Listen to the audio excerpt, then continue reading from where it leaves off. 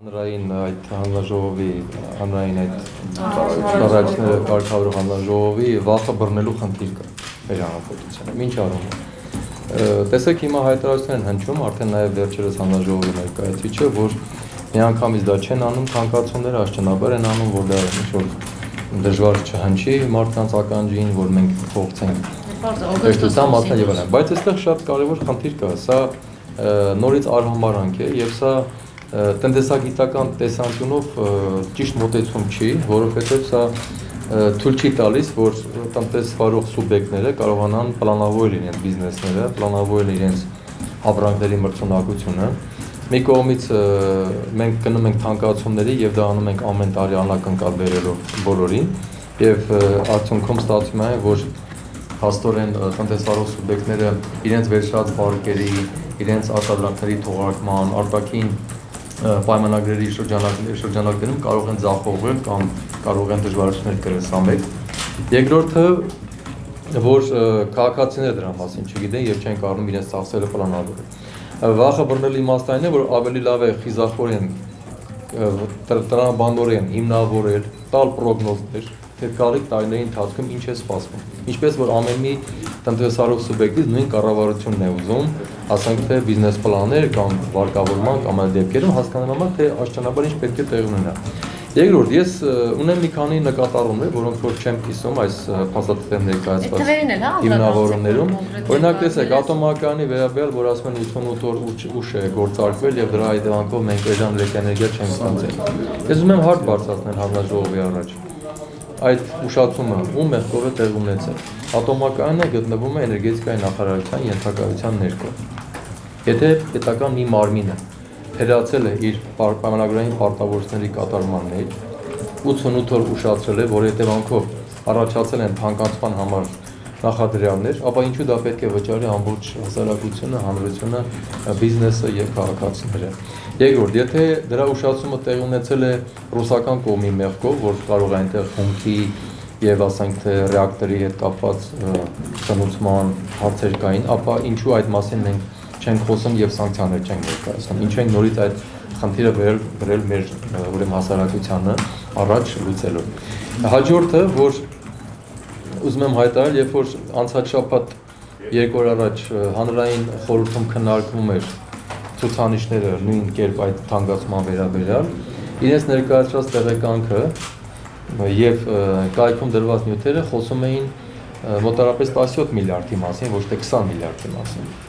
Այդ նույնիսկ կայքում իջեմ այդ տվյալները մնացել են այդպես։ Այսինքն մի պահ եղել է 17 միլիարդ, հետո ներկայացվել է 23 միլիարդ։ Ես ուզում եմ հասկանալ, ինչու այդ թվերը իրար չեն համապատասխանում, ինչով է պարզված այդ 3 միլիարդի տարբերությունը եւ ընդ որում այդ տարբերությունները հիմնականում մի երկու ուրեմն պոզիցիաների գծով են հատկապես արտահայտվում Հայաստան էլեկտրական ցանցերի մասով եւ էներգետիկական համակարգի ուրեմն օպերատոր այդ հրազդան ջեկի վերաբերյալ եւ հաշվարկային կենտրոնի, ասենք թե մասով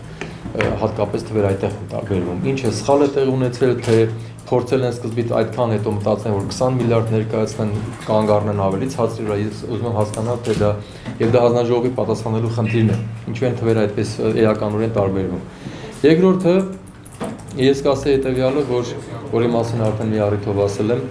էլեկտրաէներգիայի թանկացումը բերում է ապրանքների թանկացման եւ սպառողների գրպանի փողի պակասելու, որը ստերայնության ռիսկեր առաջացնում է։ Կառավարությունը խոսում է սոցիալական երկխոսության եւ գործընկերային երկխոսության մասին, որ թափանցիկ աշխատեն, հատկապես խոշոր բիզնեսը դուրս գա ստվերից եւ մուծի, իսկ մենք գիտենք, որ բիզնեսը, հատկապես նաեւ փոքր բիզնեսն ունեն բազմաթիվ դժվարություններ իրենց ցածր եկամտաբերության պատճառով եւ այդ եկամտաբերության կոմպենսացիաները երբեմն տեսնում են ստվերում մնալու մեջ։ Հիմա եթե էլեկտրաէներգիայի վրա պետք է ավել գումարներ տան, միաժամանակ պիտի թափանցիկ լինեն բոլորս, փաստը որ հաշվարկ արեցիք 50 միլիոն դոլար, հա, ասեցիք, չկա, պետք է ինչ է կարողանում։ Հիմա տեսեք, ես առաջարկությունս հետեւյալն է, որ կարծում եմ, որ Հայաստանի Հանրապետության կառավարությունը պետք է ճիշտ գնահատի ելնելով իր պրիորիտետներից տնտեսության զարգացման, հաշվարկի թե իր էլեկտրաէներգիայի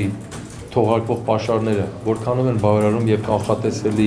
ձևով բավարարում ապագա տնտեսության զարգացմանը Եվ հետևաբար նաև դրա հետ մեկտեղ ինքը պետք է էֆեկտիվությունը բարձրացնի այս բոլոր այս մարմինների, որոնք ընդգրկված են համակարգի մեջ։